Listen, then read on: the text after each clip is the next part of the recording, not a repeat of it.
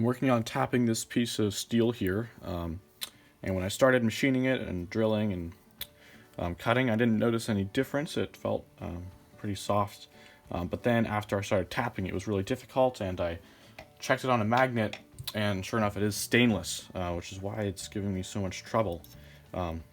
Maybe it could be a different metal than stainless, like I don't know what other, maybe Inconel or chromoly. I don't remember what other metals are non-magnetic, but it is pretty tough. I put a mark here so that I can see my progress, and so I'm going really slowly, and you can see the mark is barely moving every time I go.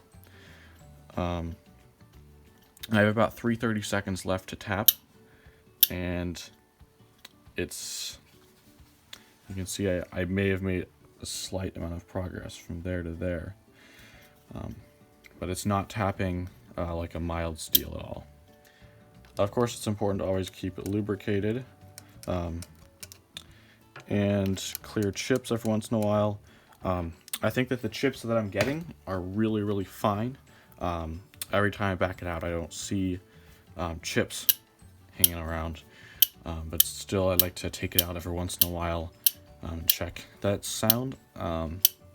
It's the first few times it happened, I thought maybe my tap was snapping, but I think it's just because it's a little bit dull and it gets tight, and then it sort of squeaks its way out.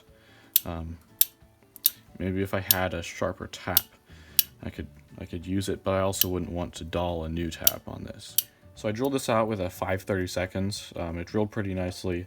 And 530 seconds is about 3/1000ths under the recommended size for tapping in 1032, but it's the closest bit I have. The next one up would be a bit too large for what I want to tap here. If I had a size 19 or 20 drill bit, I would have preferred to use that, but they would have been slightly oversized, so the depths of the threads that the tap would cut, which would be slightly, wouldn't be quite as deep, but that's not a problem for me. I don't need this to hold a lot of torque or anything, but I don't have a 19 or a 20, so that's why I'm going with the 530 seconds. I really like this style of tap wrench.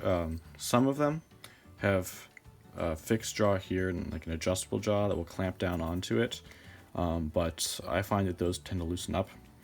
This just has these two screws that come through and clamp down. I've never had this thing loosen up on me, and especially for a long tapping job like this, it works a lot better than the other style. So the tap ended up breaking inevitably. It was about 5 minutes later and only a quarter turn more. So the screw goes in with about that much left. I think what I'm going to end up doing, instead of going with another tap, is I'm just going to trim the screw. It's already pretty short, but doesn't really need to have all this length. I think I can take a little bit more off, and it'll seat just fine, and it'll be okay. I should just check next time before I start machining if it's a mild steel or something harder like stainless.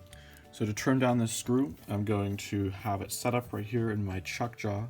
You can see that there's some little divots there that the head sits nicely into to keep it parallel to the axis of rotation.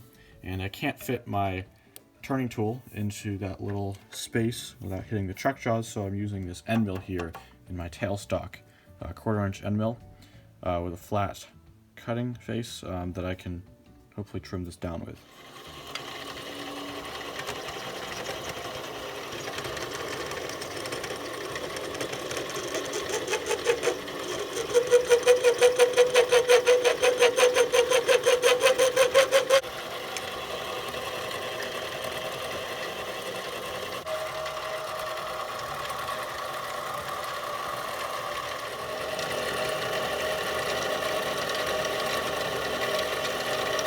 The end mill is probably deflected a little bit, because you can see the little bit of a nub right there on the end of the screw.